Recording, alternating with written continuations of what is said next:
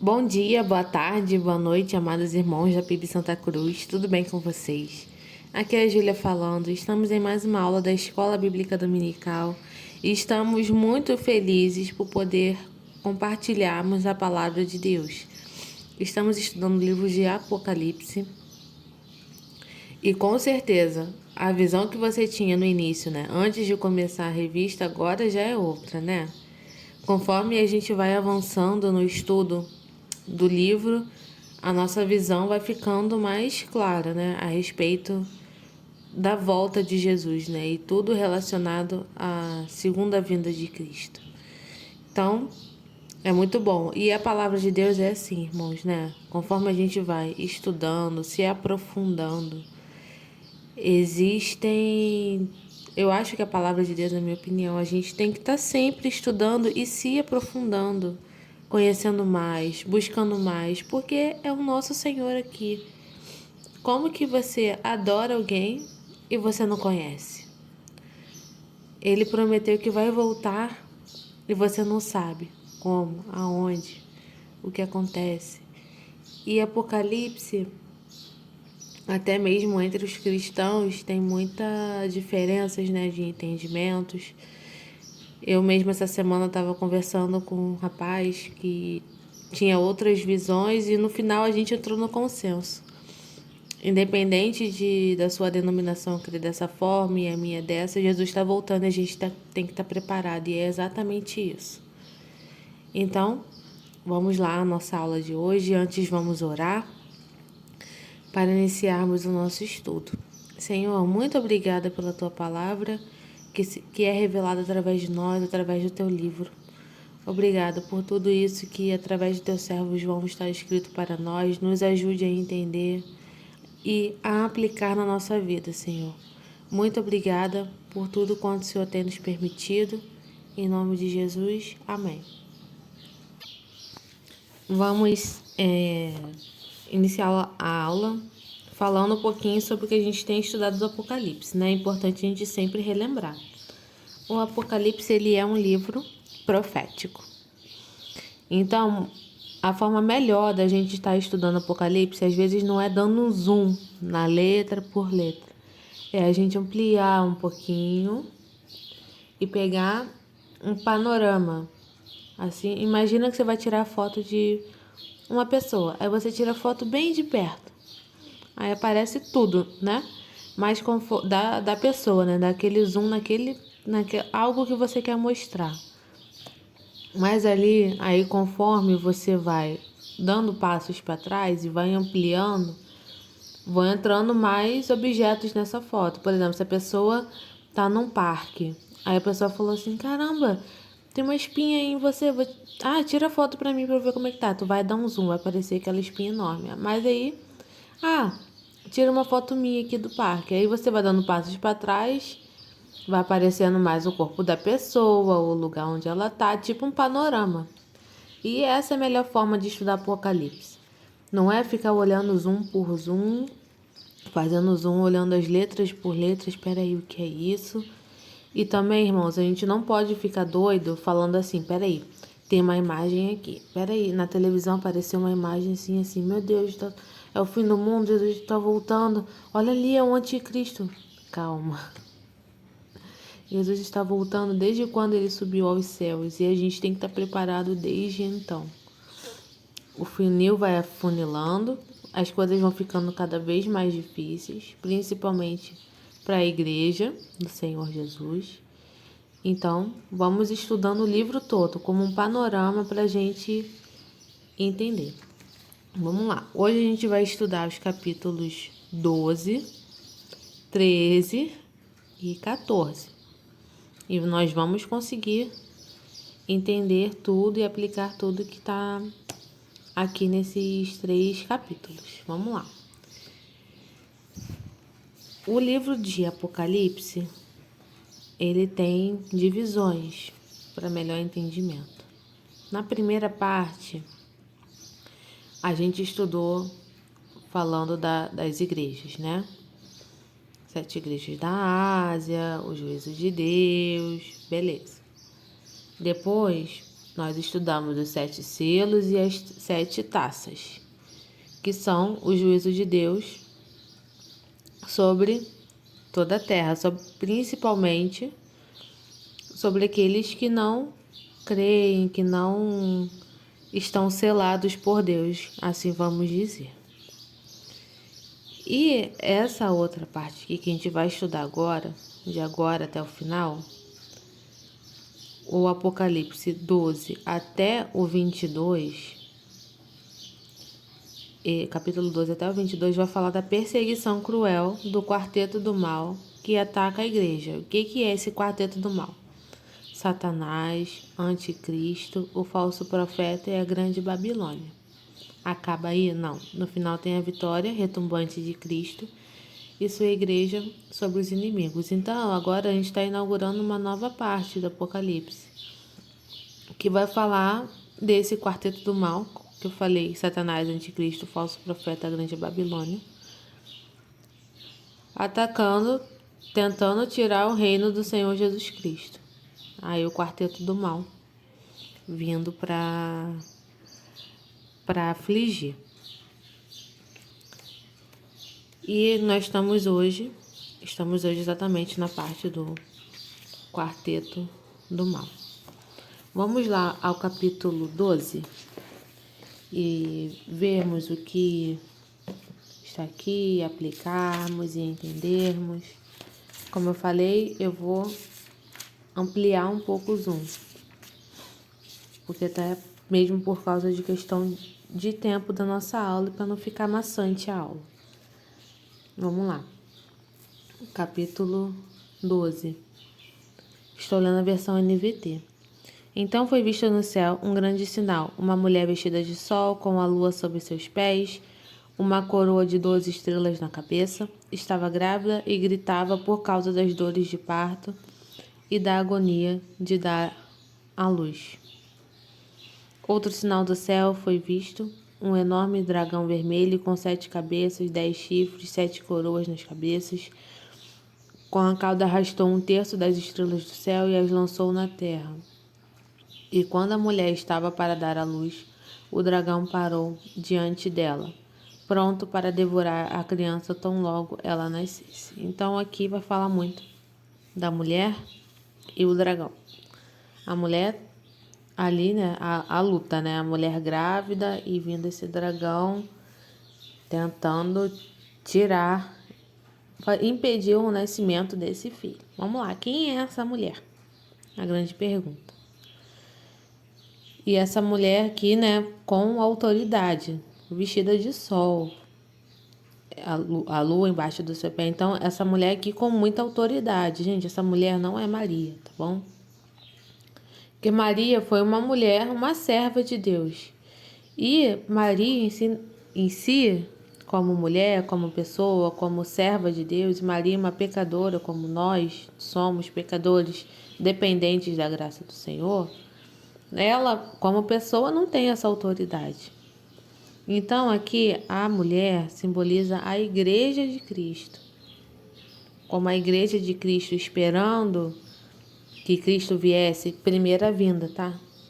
Grávida, imagina, nascimento de Jesus.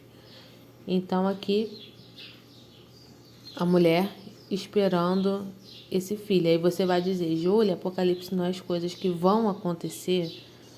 Em grande parte sim, mas entende aqui que João ele foi inspirado a ter esse panorama, coisas relacionadas à primeira vinda de Cristo e à segunda vinda. O Apocalipse, ele é o cumprimento da Escritura, ele é realmente o final, ou seja, ele vai pegar sempre pontos do Antigo Testamento para fazer esse fecho. E teremos aspectos relacionados à primeira vinda de Cristo, tá? Então, Apocalipse é assim mesmo. Então, essa mulher,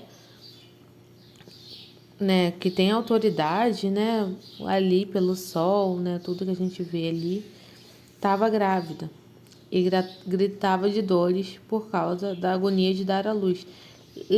Lembra do Antigo Testamento? Todas as promessas que vinham acerca do Messias.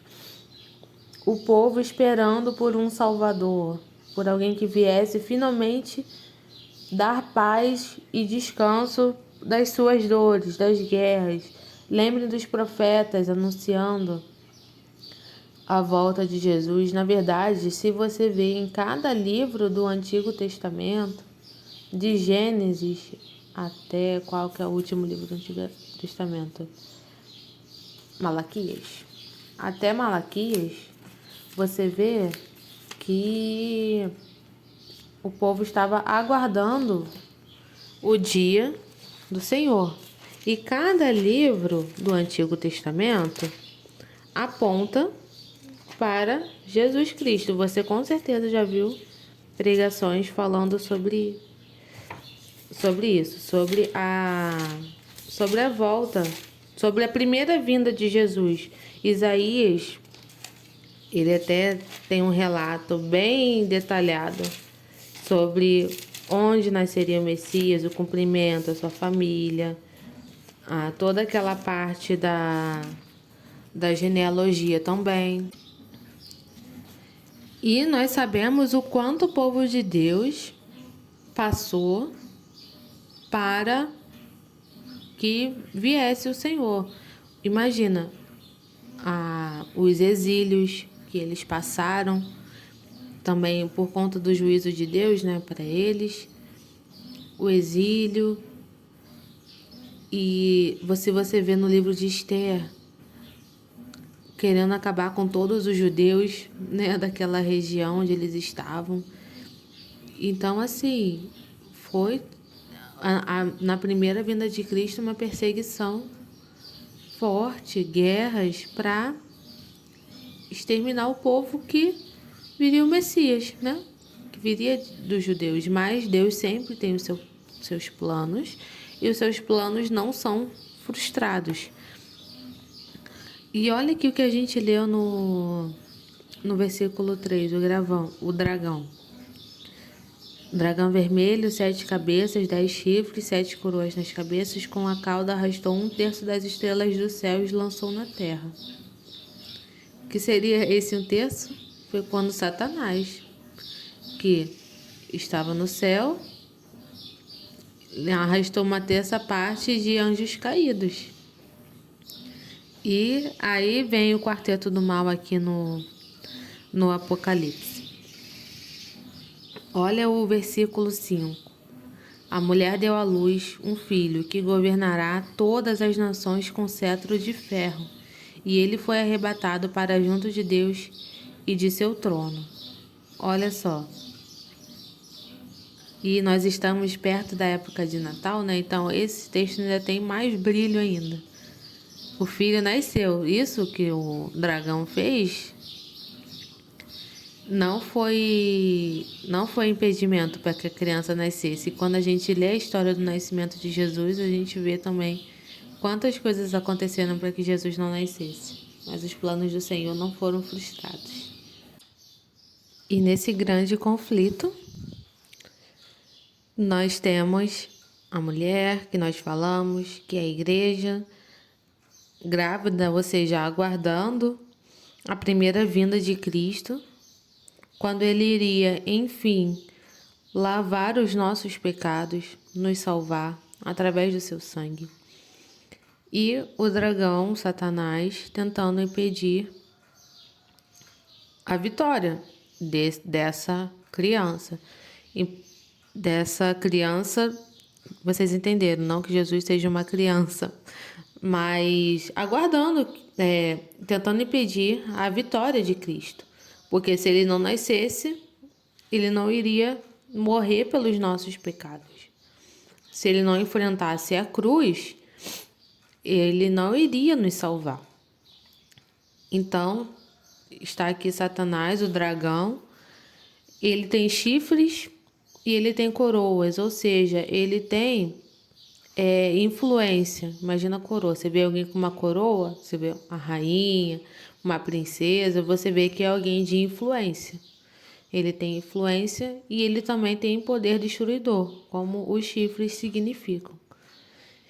E ele, a todo momento, tentando impedir mais sem sucesso. E não falamos, né, não detalhamos de quem é o filho dessa mulher que está grávida, que é Jesus Cristo. Ele é o Messias vencedor, como nós lemos no versículo 5 e como está também no versículo 10. Houve uma grande voz que bradava pelos céus. Finalmente chegaram a salvação, o poder, o reino do nosso Deus e a autoridade de seu Cristo. Esse é o Senhor Jesus, que tem toda a autoridade e todo o poder. E eu estava vendo aqui esse capítulo. Vamos ler o versículo 15. Então a serpente, com uma torrente de água que fez sair de sua boca, tentou afogar a mulher. Mas a terra ajudou a mulher, abrindo a boca e engolindo o rio que havia jorrado da boca do dragão. O dragão se enfureceu com a mulher e passou a lutar contra o restante de seus filhos, todos os que obedecem aos mandamentos de Deus e se mantêm fiéis no testemunho de Jesus. Então o dragão se colocou em pé na praia junto do mar. Gente, esse versículo parece uma cena de filme, não parece? Ele lá tentando destruir a mulher, impedir Jesus de nascer ou de exercer domínio sobre a terra. Aí vai lá e joga uma água para afogar a mulher. A terra vai e abre a água. Por quê, gente? A natureza, em Gênesis, quem criou a natureza? É o Senhor. Então, de quem é a natureza e tudo que existe? É o Senhor. Satanás, ele tem domínio, ele tem influência, ele tem até poder de destruição. Mas a terra, o domínio, a vitória é do nosso Deus. Satanás só vai até onde Deus permite que ele vá. Ou seja, Satanás não pode nada. E vocês veem que tudo que ele faz aqui contra a mulher, e vimos que a mulher é a igreja, é para atingir o filho. Não é a mulher em si, é o filho. Então, a perseguição contra a igreja não é porque nós somos alguma coisa, Satanás quer destruir, porque a gente... É porque quando ele olha pra gente, ele olha pro sangue de Cristo, que nos salvou, que nos remiu. Nós não somos nada, mas nós somos muito, porque o Senhor nos resgatou das trevas para a sua maravilhosa luz. Olha o versículo 12. Portanto, temos que ler o 11 também. Falou que Satanás perdeu o domínio no céu, né? Por conta de que ele queria ser superior a Deus. E vamos relembrar que Satanás, ele era um anjo de luz chamado Lúcifer, e ele estava no céu e ele foi expulso do céu, porque ninguém é maior do que o nosso Deus. Então ele saiu e veio com a missão de impedir a vitória de Cristo, que é quem? O próprio Deus. Versículo 11. Eles o derrotaram pelo sangue do Cordeiro e pelo testemunho deles. Não amaram a própria vida, nem mesmo diante da morte. Portanto, alegrem-se, ó céus, e vocês que habitam nos céus. Sobre a terra e o mar, porém, virá terror, pois o diabo desceu até vocês com grande fúria, sabendo que lhe resta pouco tempo. Olha que lindo que fala. E imagina a igreja no tempo de João passando aquela perseguição. Imagina toda a igreja ao longo do tempo lendo esse livro, e nós hoje também. Embora no Brasil a gente ainda está bem, porque a gente ainda não tem perseguição religiosa. Mas esse tempo vai acabar, irmão. E olha que a mensagem de esperança, mesmo no sofrimento, é mesmo a igreja sofrendo perseguição. Está aqui falando que a igreja não amou a própria vida. Os cristãos não amaram a própria vida, pelo contrário. Olhavam para Cristo e não temeram nem a morte. Porque o diabo desceu aos céus com grande fúria. E olha assim, o contraste. Não amaram a própria vida mesmo diante da morte. Morte, a princípio, é tristeza, dor, mas olha o que vem na sequência. Portanto, alegrem-se. Olha, morte e alegria. Lembra de quem? Jesus morreu, mas trouxe grande alegria. E ele não ficou morto. Ele ressuscitou e está nos céus. Portanto, alegrem-se os céus e vocês que habitam nos céus. Sobre a terra e o mar, porém, virá terror. Pois o diabo, virá através de vocês com grande fúria, sabendo que lhe resta pouco tempo. Ou seja, o que Satanás tem, o domínio dele, essa autoridade, essa maldade, é por pouco tempo. Lembre-se, nós fomos criados para a eternidade. Então, toda a eternidade comparada a esse pouco tempo de fúria é pouco tempo. Então, Satanás, irmãos, não pode nada. Porque ele resta pouco tempo. Então, no pouco tempo que ele tem, ele aproveita para perseguir a igreja, para atingir a Cristo. Mas ele não será vitorioso. Continuando agora, a gente está no capítulo 13, que é dividido em duas partes. A besta que saiu do mar e a besta que saiu da terra. Bastante atenção, fica ligado, que vamos ver juntos o que isso significa. Agora, João vai falar do anticristo, que virá sobre a terra. O que é anticristo? É aquele que se opõe ao Cristo. Vocês veem, né, que desde a parte lá do dragão até agora é tudo querendo se opor. É a força do mal, as forças do mal, ora simbolizada pelo dragão, agora simbolizada pela besta, querendo impedir o reinado de Cristo, fazendo com que a igreja sofresse. E nisso, no que a besta, né, o anticristo vai fazer, estará enganando muitas pessoas, né? Então vamos ver aqui o que o texto separa pra gente. 13:1. Então vi sair do mar uma besta. Tinha 10 chifres e 7 cabeças, e uma coroa em cada chifre. Em cada cabeça estavam escritos nomes de blasfêmias. A besta parecia um leopardo, mas tinha pés como de urso e boca como de leão. E o dragão deu à besta o poder, seu trono e sua grande autoridade. Então essa besta que saiu do mar, mais uma vez, vamos entender como algo simbólico, tá? Como igual às vezes aparece nos filmes, que você tá vendo uma coisa, mas que por trás é outra coisa acontecendo. Então, o João, ele foi inspirado por Deus a escrever dessa forma, né?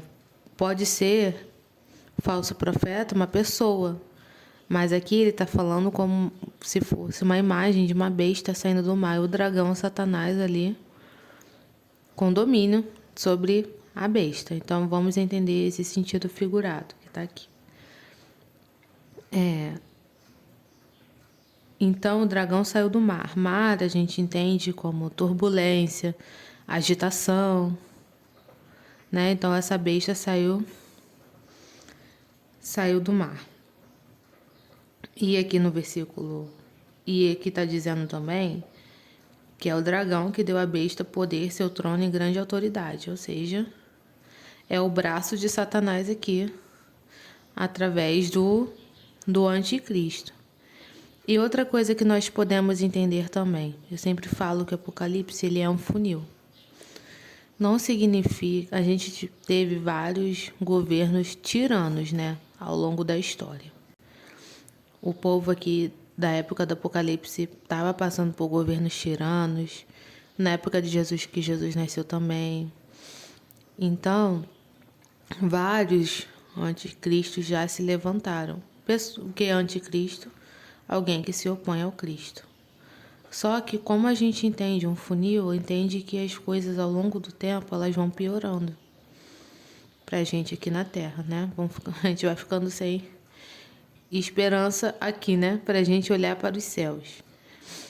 Então, vai afunilando cada vez mais. E a gente vê aqui E veremos que esse anticristo, ele exerce poder sobre toda a terra.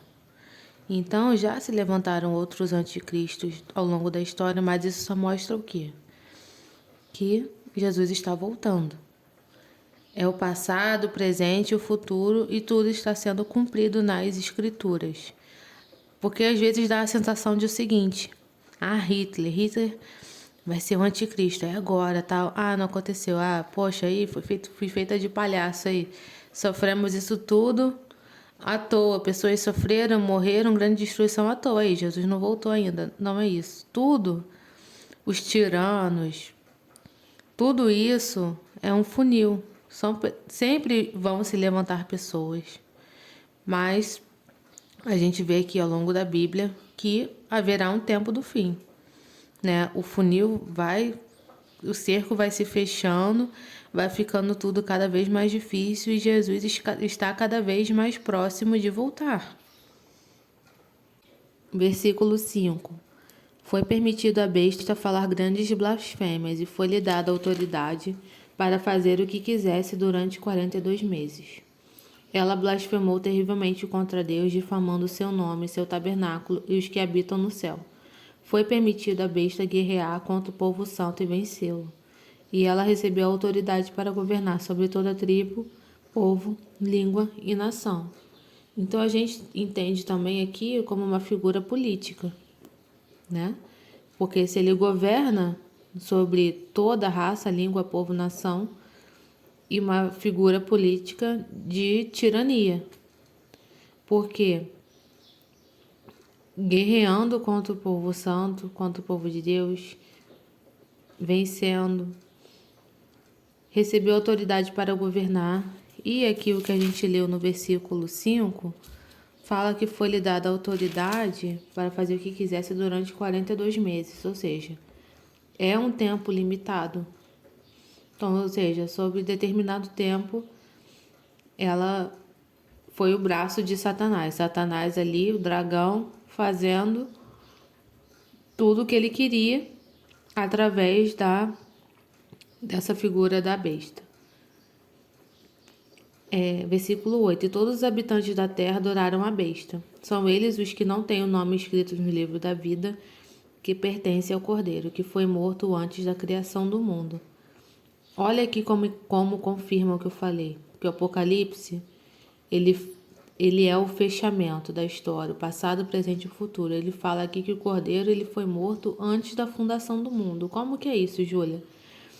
Isso significa que Deus ele tem o controle de toda a história. Imagina que Deus está vendo uma linha do tempo. O início e o fim. Ele é aquele que era, o que é e o que há de vir. Ou seja, desde antes da fundação do mundo, o Cordeiro, Deus já sabia o que iria acontecer. Então, por isso que o Cordeiro foi morto desde antes da fundação do mundo. É esse o sinal. E aqui, não sei se você consegue ver na sua Bíblia, que o 9, ele está de um jeito diferente. É como se fosse uma estrofe de uma canção ou de uma poesia. O Apocalipse é cheio de músicas. Quem é capaz de ouvir, ouça com atenção. Quem estiver destinado à prisão será preso. Quem estiver destinado a morrer pela espada, morrerá pela espada. Isso significa que o povo santo deve ser perseverante, permanecer fiel. Essa é a mensagem sempre que aparece. Tem besta surgindo do mar, tem grandes dificuldades, grandes tribulações. Mas você, servo do Senhor, isso serve para mim, esteja preparado. Esteja pronto, esteja com a sua vida no altar perante o Senhor. Ande conforme as Escrituras, Jesus está voltando. Vamos aplicar na nossa vida também como a gente está aplicando aqui no Apocalipse. Amplia a tua visão. Às vezes a gente está com uma dificuldade, com algum problema, porque às vezes também a lente da nossa câmera está muito focada ali. Como eu dei o exemplo, né, de tirar foto de uma pessoa, tira foto aqui da minha espinha, quero ver como é que tá. Então, se você focar o zoom ali, você só vai ver aquilo. Mas se você ampliar a tua visão, você vê algo muito maior, que é o plano de Deus. Ele tem um plano para as nossas vidas individualmente. Ele cuida de nós. Nós somos seus filhos. Nós não somos simplesmente multidão. Ele nos conhece individualmente. Mas vamos olhar o todo. O que Jesus tem feito. O reinado de Cristo. O que ele tem feito ao longo da história. Que o nosso sofrimento não vai acabar aqui assim. O nosso sofrimento não é em vão.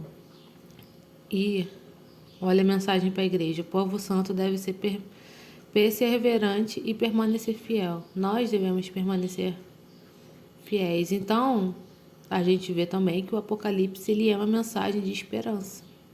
Permaneça fiel.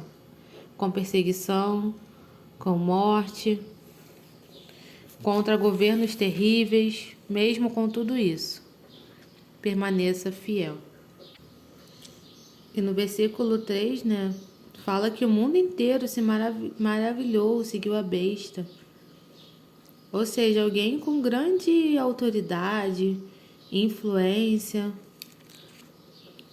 que várias, mesmo ela acusando blasfêmias contra Deus. E é isso que a gente vê hoje em dia também, né, irmãos?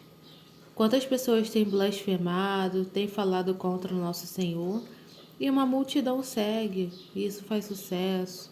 Então isso demonstra também o que está por vir. É a profecia se cumprindo. Se a primeira besta, né, teve o braço de Satanás, né, agindo sobre toda a terra, agora a besta que sai da terra, ela é a mente de Satanás. Como assim, Júlia? Ela exerce a autoridade e ela quer o quê? A adoração. E ela faz coisas e repara que ela está tentando imitar o Cristo, porque ela fala. João fala que viu outra besta que saiu da terra, versículo 11. Tinha 2 chifres, como de cordeiro, mas falava com voz de dragão. Ou seja, imitando Cristo.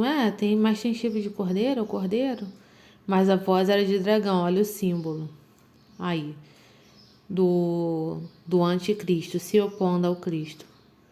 Versículo 14. Enganou os habitantes da terra com os sinais que foi lhe permitido realizar em nome da primeira besta. E ela quer, assim, grande adoração. Levantou uma estátua, fez um sinal miraculoso, né? Parecia que morreu, mas não morreu. Tudo imitação, né? Tem um ditado que fala macaco de imitação. Imitando o que acontecer, o Cristo, né? Peraí, olha a mágica aqui. Sumi, voltei. Assim. Exigiu que grandes, pequenos, ricos, pobres, escravos, livres, todos recebessem uma marca na mão direita ou na testa. Ninguém podia comprar nem vender coisa alguma sem essa marca, que era o nome da besta, ou o número que representasse seu nome. Aqui de novo, não vamos ter neurose com o Apocalipse. O cartão de crédito que é a marca da besta, gente. A gente tem que amadurecer como cristão e não ficar procurando coisas para dizer que é isso ou aquilo. Não existem coisas normais da vida. João aqui está tratando com símbolo. Vamos prestar atenção. E o que ele quer dizer com tudo isso? Sobre o grande domínio do anticristo na terra inteira. E fala aqui da marca da besta, mas nós já não falamos da marca dos selados de Deus. Nós temos a marca do Espírito Santo, então o cristão tem que ficar, você marcado com a marca da besta, então não vou fazer Pix ou cartão, porque a marca da besta, eu não vou usar nada com código de barra. Gente, vamos amadurecer como cristãos. Quem tem o Espírito Santo já está selado por Deus e nada tira esse selo seu, entendeu? Nada vai tirar. Então, vamos ficar atentos, vamos ficar ligados ao que o Senhor está nos dizendo aqui. Aí o João continua falando, versículo 18. Aqui é preciso sabedoria. Quem tem discernimento, trate de entender o significado do número da besta, pois é o número do homem. Número de homem, seu número é 666. Aí é uma salada, né? Misturou selo, a marca da besta e o 666, aí tem cristão que fica doido. Peraí, o que é 666 e tal? E tenta entender, é uma briga histórica, aí tenta juntar os números, somar, dízima periódica. Irmãos, é um símbolo. E 666 a gente não sabe realmente o que significa. A gente não tem, e não tá claro aqui pra gente no Apocalipse. Pode ser um símbolo, tipo uma dízima periódica, tipo assim, é o 6 tentando ser o 7, sendo o mais parecido possível com o 7. Então, não vamos ter teorias absurdas. Vamos entender o que nos foi revelado e também o que os estudiosos falam. Também a gente pode ter essa ajuda, né? Os teólogos, estudiosos mais do que nós, né? Da Bíblia, pastores. Mas não vamos ficar presos a entender o pequeno do Apocalipse, a entender, a ficar aí é dar zoom demais em alguma coisa, ficar preso no o que é a marca da besta e o que é o 666, porque isso não interfere em nada.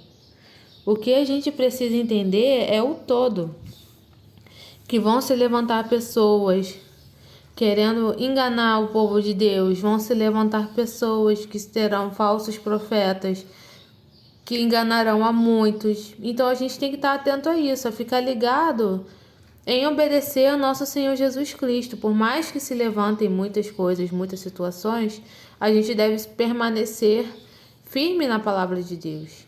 Então é esse o significado pra gente. É isso que a gente deve se apegar e entender. Não é quem é o anticristo. Ah, é o Papa. Ah, é X, é Y. Não, vamos ficar atentos aos sinais como um todo. Olha o funil, as coisas estão cada vez mais piorando. E a gente deve estar cada vez mais firmado para a gente não deixar ser enganado. Nem por anticristo, nem por ninguém. Nem por pessoas dizendo que a Bíblia é coisa do passado, não precisa estudar. Ou por irmãos, ou às vezes você conhece até cristãos que falam, não estuda a Bíblia não, tá ótimo, só louvor, aqui, escutando a minha música, vivendo a minha vida assim. Não, vamos ficar atentos ao que o Senhor está dizendo pra gente. Vamos pegar do Apocalipse o significado das coisas, o entendimento. Porque vocês concordam comigo, se a gente fica preso no simbolismo, a gente não anda, a gente não caminha, a gente vai ficar discutindo, coisa que não é para discutir, vai ficar perdendo tempo.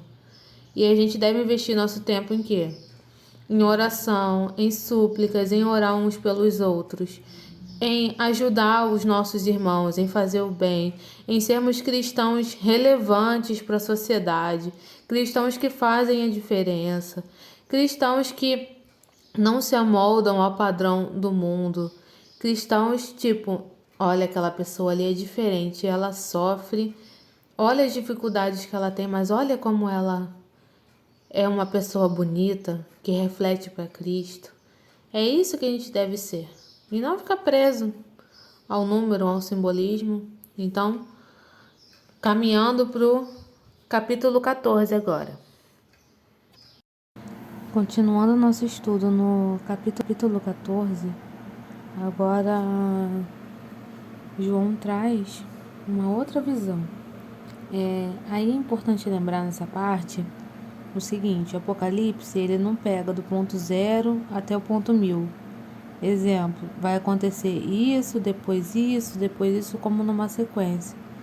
Ele, a cada momento, ele faz paralelos.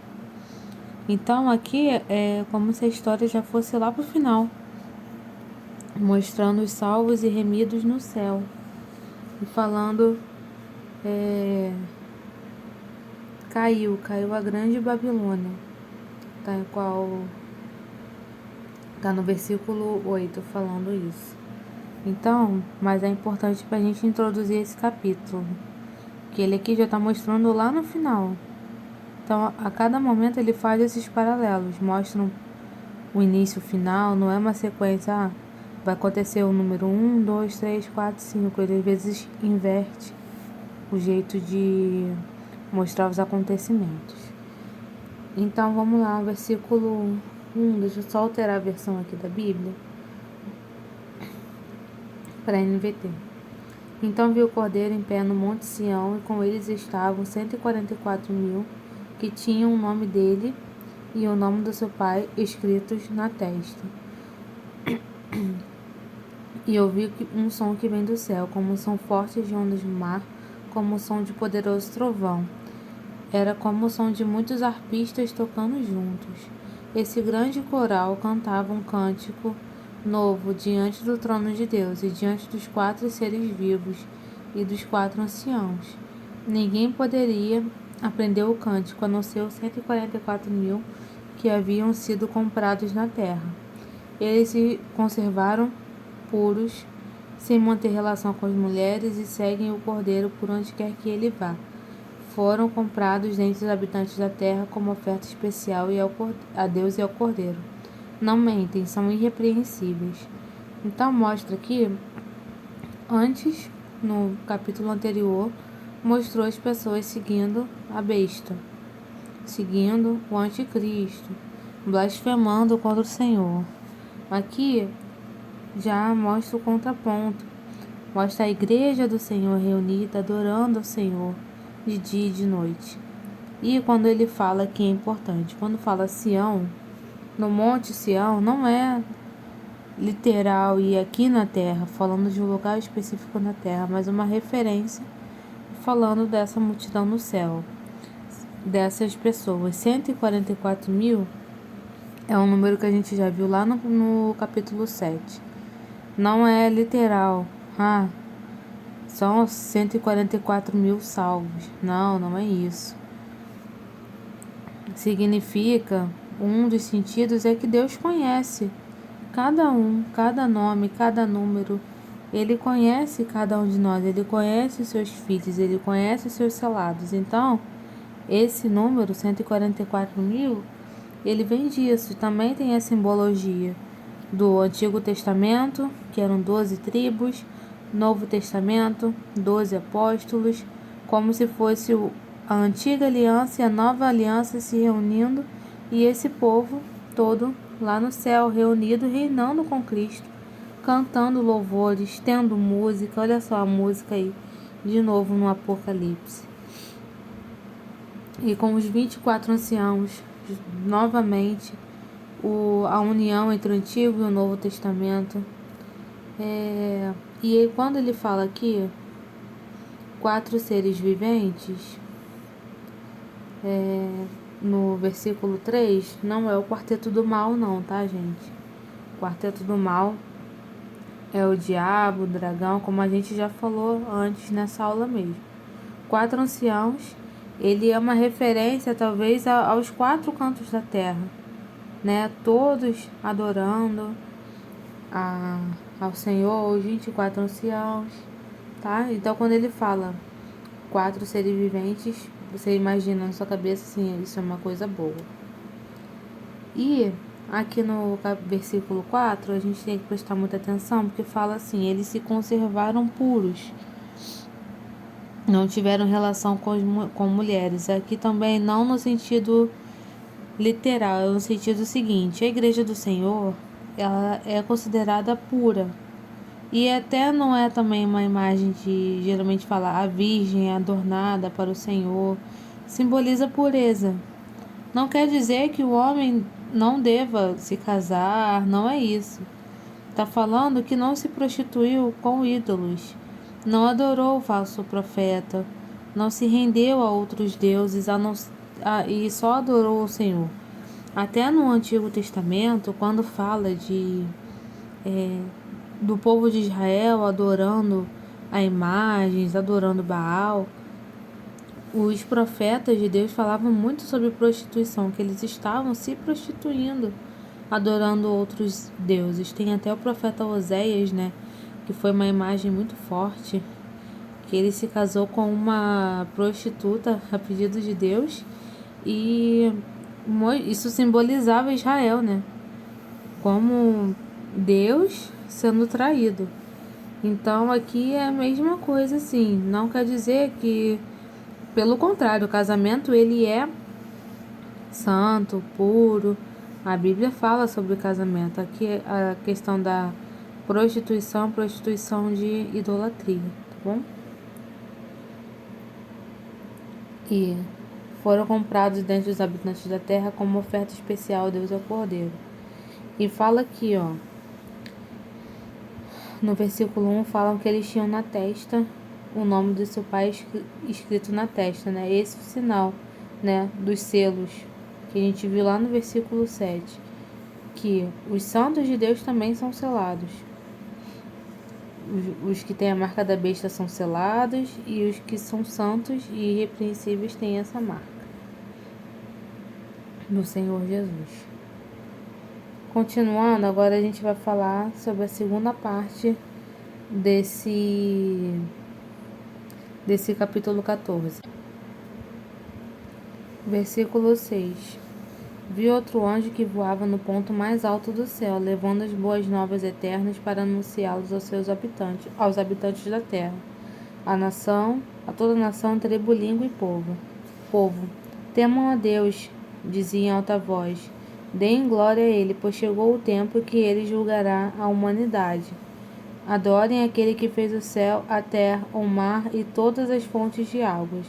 Então outro anjo seguiu, dizendo em alta voz, caiu a Babilônia, caiu a grande cidade, que fez todas as nações beberem do vinho da fúria e da sua imoralidade. O terceiro anjo seguiu, dizendo em alta voz, aqueles que adorarem a besta e a sua estátua, ou aceitarem sua marca na testa ou na mão, beberão o vinho da fúria de Deus. E ele continua falando no 11. A fumaça do seu tormento subirá para todo sempre, não terão alívio de dia nem de noite. Versículo 12.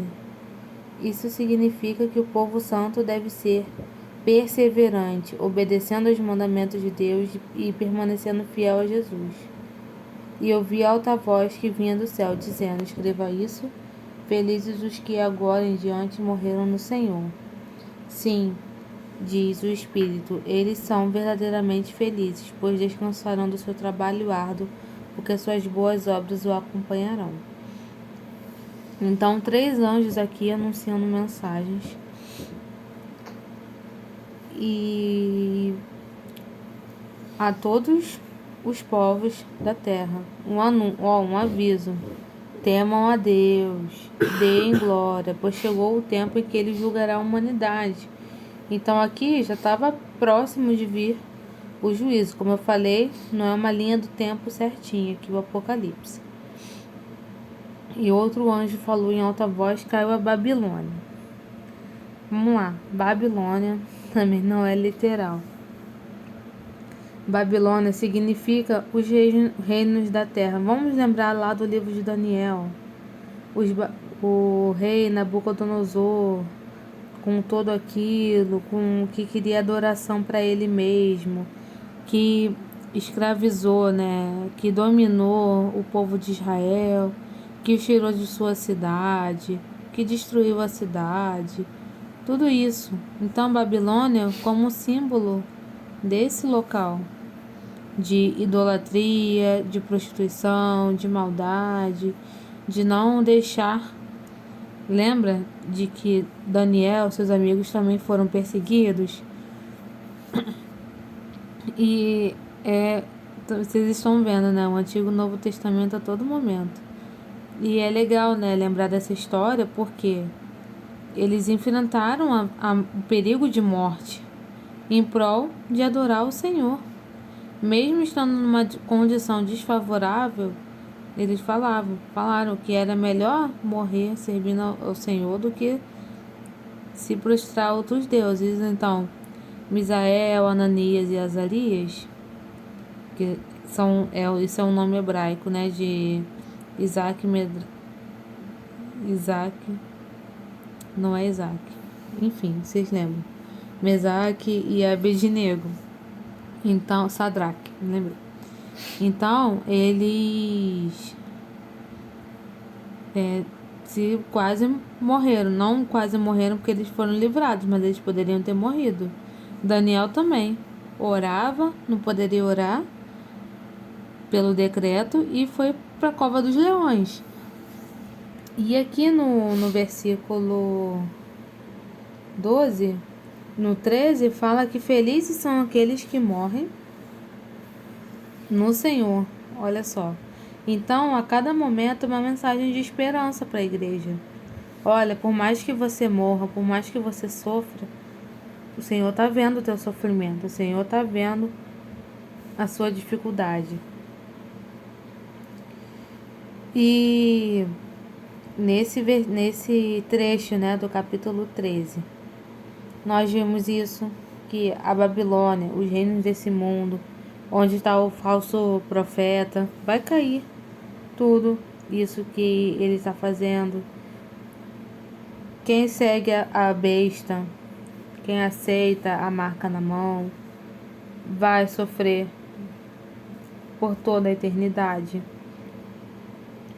Então tudo isso é uma mensagem para que o povo de Deus fique firme e fique atento e continue seguindo ao Senhor e não se deixe vacilar. E agora aqui continuando, versículo 14. Em seguida vi uma nuvem branca e sentado na nuvem alguém semelhante ao Filho do Homem. Tinha uma coroa de ouro na cabeça e uma foice afiada na mão. Então outro anjo veio do templo e gritou bem forte para aquele que estava sentado na nuvem: use a foice e comece a ceifar, pois chegou a hora da colheita. A safra da terra está madura. E, pulando para o versículo 20, as uvas foram pisadas no tanque, fora da cidade, e dele correu sangue como um rio, quase 300 quilômetros de comprimento, com uma altura que chegava aos freios de um cavalo. Então, o seguinte, aqui, quem está sentado na nuvem é o Senhor Jesus. Olha aqui a coroa significando a autoridade. E tinha uma foice afiada na mão. O que significa? É que o Senhor que tem autoridade para julgar. Na primeira vinda, ele veio para salvar. Na segunda vinda, ele vem com poder e autoridade. Na primeira, ele veio de uma forma humilde, nasceu numa manjedoura. Não teve uma vida rica, andou no jumentinho, humilde, mesmo sendo servo de Deus, tendo tudo. Foi dessa forma na primeira vinda. Mas na segunda vinda, ele virá com poder e autoridade, e não mais para salvar, mas para julgar todos os moradores da terra. Então ele vem com a foice. Não, a gente às vezes tem a visão da foice, aquele boneco da morte, né? Mas não é isso não aqui. É foice de colheita, como se fosse uma enxada. Imagina que o mato tá alto e vem uma enxada para tirar. Isso aqui é a foice. Fala, e tem aqui o sentido figurado de que os frutos estavam maduros, ou seja, chegou o tempo de julgar toda a terra, e ele veio passando a foice, ou seja, quem não se rendeu a Cristo, quem estava adorando a besta, porque só tem dois caminhos: ou você está do lado de Deus, ou você não está. E quem não estava, veio essa figura da foice, que passou sobre os habitantes, e não foi uma colheita assim: vou pegar o cacho da uva do pé e vou guardar aqui e vai ser alimento. Não, pegou a foice e colocou num lagar de pisar uvas, tipo um quadrado. Imagina que tem um quadrado de madeira colocava a uva ali, pisava e embaixo saía o suco, que ficava no reservatório. Então é isso. E ele fala desse suco, né? Que é o que saía da uva era sangue. Sangue para simbolizar o sofrimento. E aqui, quando ele fala semelhante a freios de cavalos, ele está falando da altura. Então a altura seria mais ou menos 1,5 m de altura. E a largura 360 quilômetros. O que significa? Não dá para entender literalmente, né? Como a gente já estudou. Então, é a mensagem do Apocalipse falando pra gente de que lado você está. Você está do lado de Deus? Você está do lado da besta? De que lado você está? E essa deve ser a nossa reflexão. E devemos a cada dia voltar os nossos olhos para o Senhor Jesus. E a gente termina a nossa aula de hoje e encontramos vocês na próxima aula. Tchau, tchau!